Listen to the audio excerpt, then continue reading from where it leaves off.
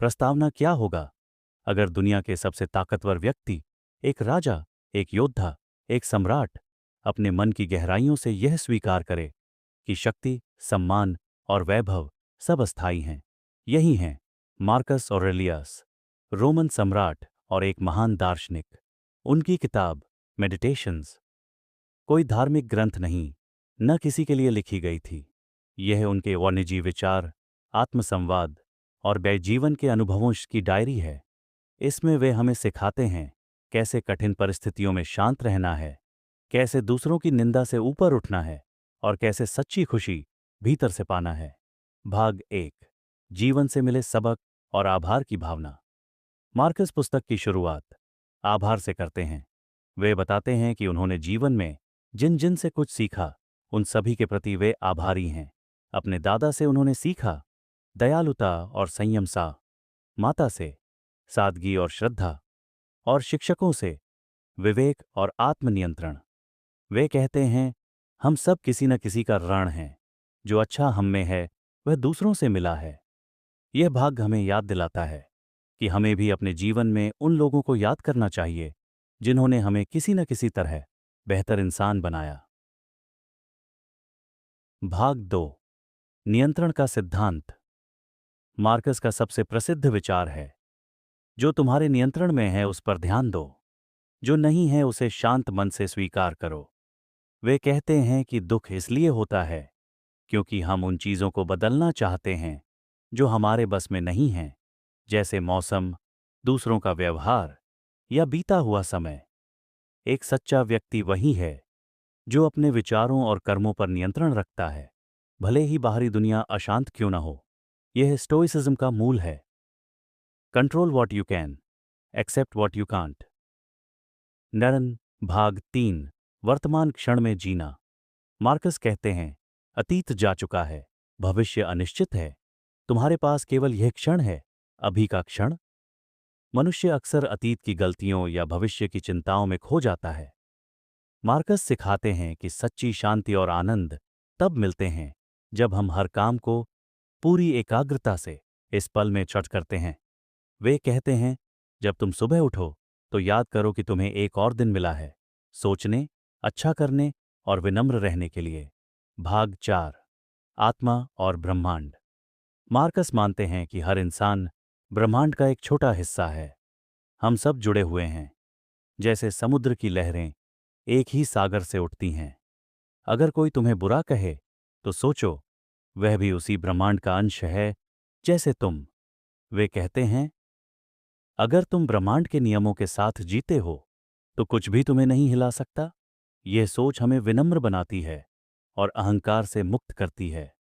भाग 5, दूसरों के साथ व्यवहार।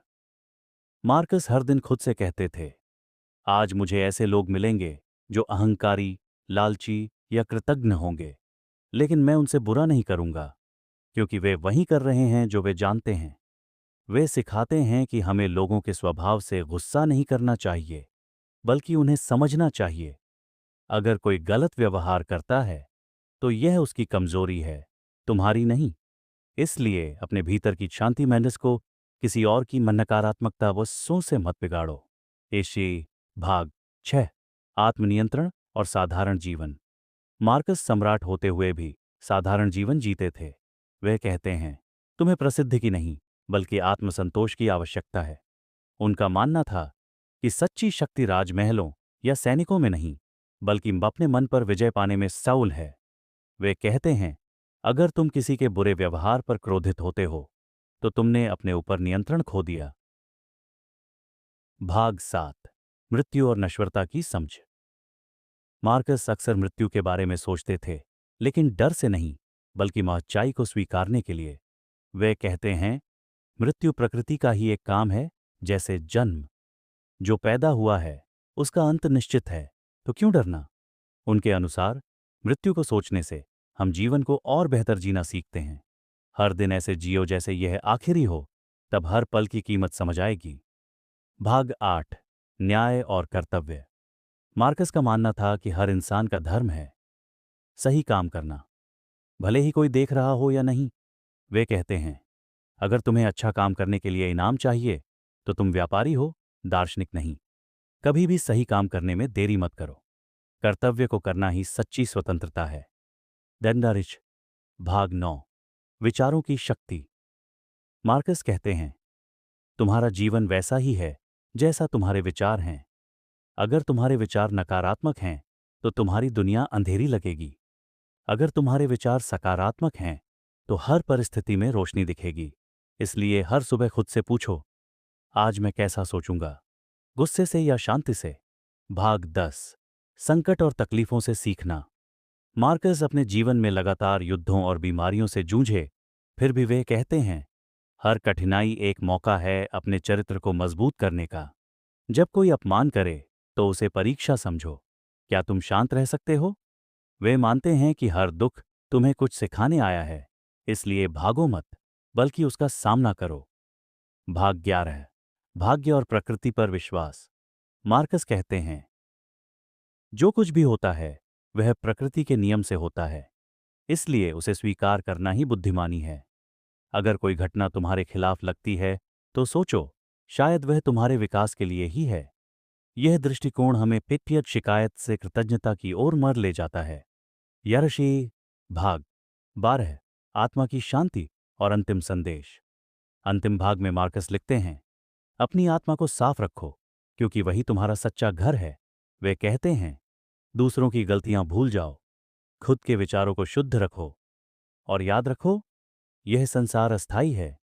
उनकी अंतिम शिक्षा सरल है, बाहरी चीजें तुम्हारे भीतर शांति नहीं ला सकतीं, वह शांति केवल तुम्हारे अपने मन में है।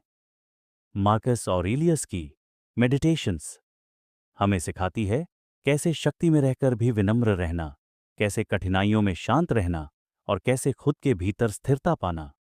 यह किताब हमें याद दिलाती है कि जीवन अस्थायी है, लोग बदलते हैं, लेकिन न तुम्हारे विचार और कर्म। तुम्हारी सच्ची पहचान है। अगर तुमने इन शिक्षाओं को समझ लिया तो तुम्हारे पास एक असीम शक्ति है। स्वयं पर नियंत्रण।